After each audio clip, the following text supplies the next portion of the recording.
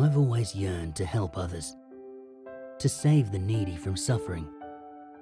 You see, the world doesn't need imagined monsters. Plenty of real ones haunt humanity every day. Disease, poverty, oppression, all scarier than the demons in horror stories. Well, so I thought. 7 years ago, the charity I worked for sent me to the Philippines to help a few villages prepare evacuation plans in case of flooding. The poverty, that was bad enough.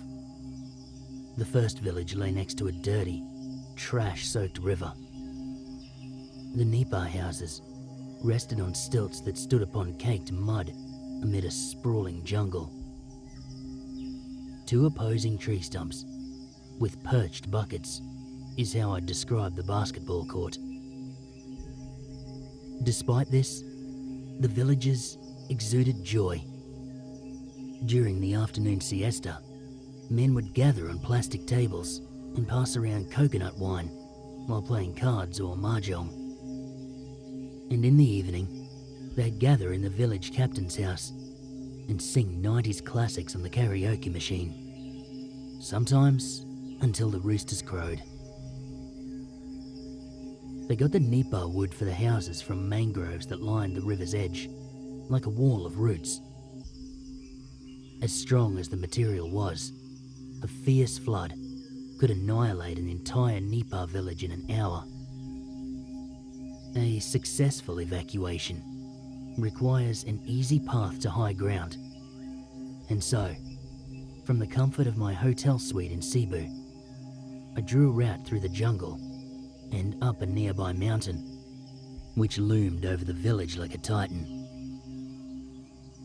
Aside from that, I spent my time at the hotel phoning corporate social responsibility heads, usually while drinking whiskey in the bathtub, and after much cajoling, raised funds for rowboats, life vests, canned food, loudspeakers, and other essentials for surviving a flood. It was all going smoothly, until I drove back to the village and presented my plan. The village captain, whom everyone called Grandmother because she was the eldest, had prepared a feast for me, which she'd cooked in literal holes in the grass. "No one here is old enough," she said, while we were having lunch under billowing black clouds. "But I remember what happened in that mountain." I loved eating on a banana leaf, but cupping the rice and meat with my hands, it still seemed so awkward.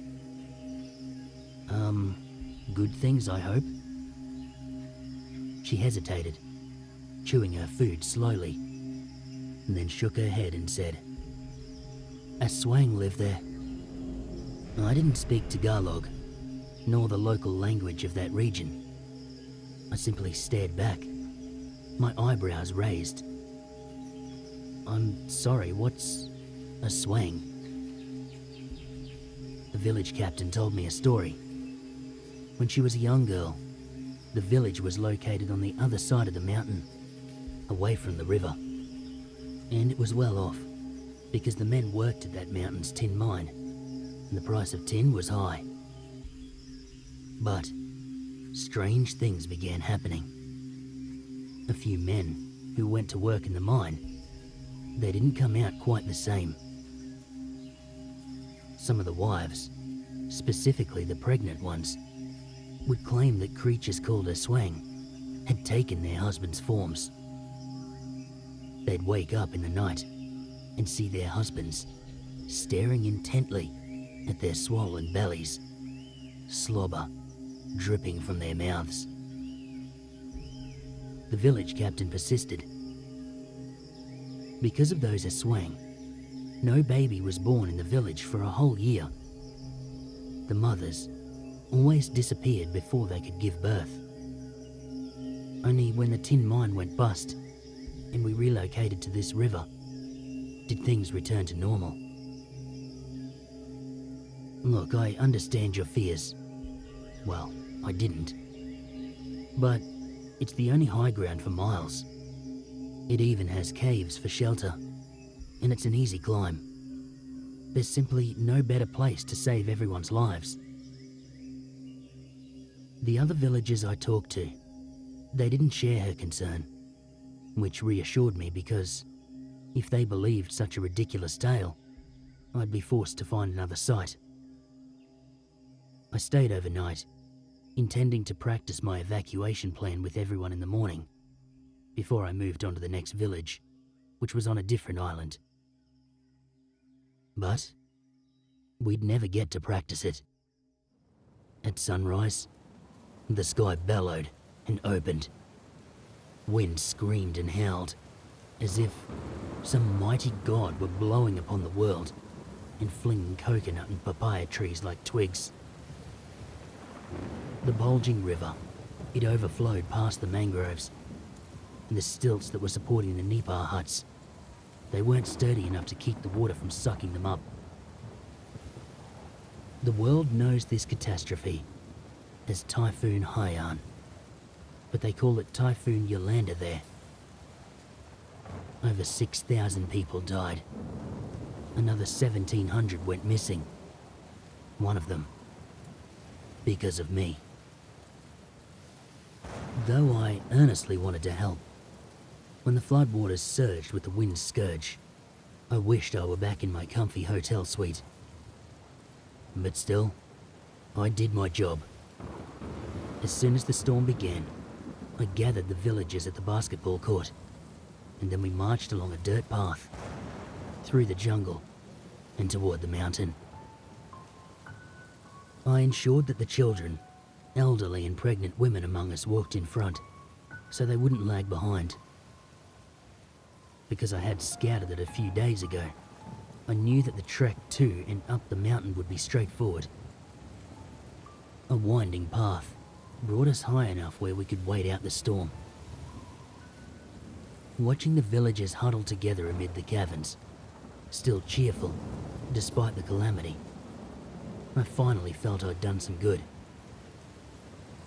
As I passed around blankets, canned food, and life vests, I realized how much more fulfilling this was than phoning corporate heads while drinking whiskey in a tub. It all started to go wrong when a young man came up to the village captain and me.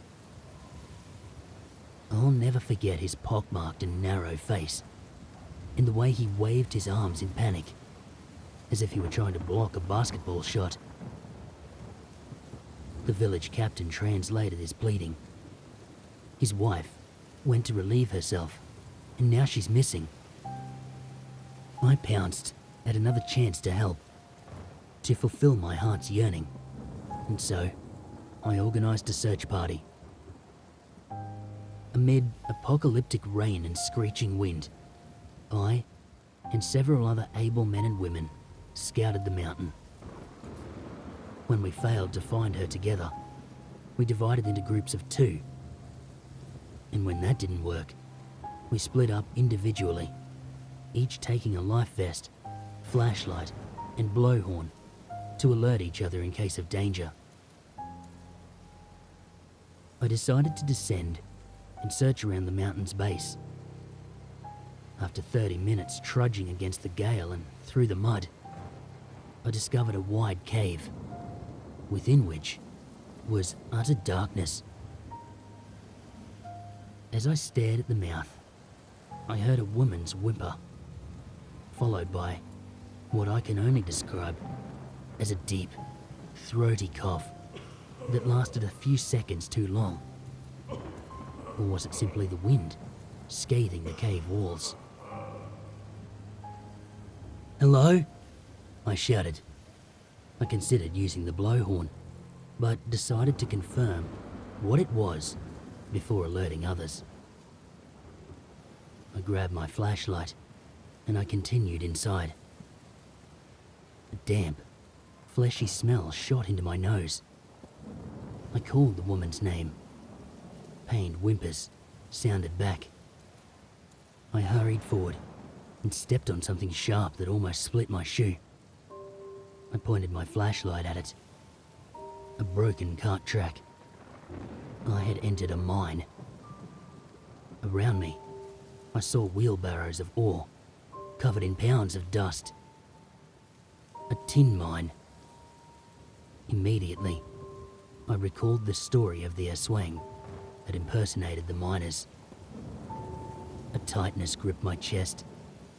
I didn't believe in imagined monsters, but who knows what could have been waiting in the darkness ahead.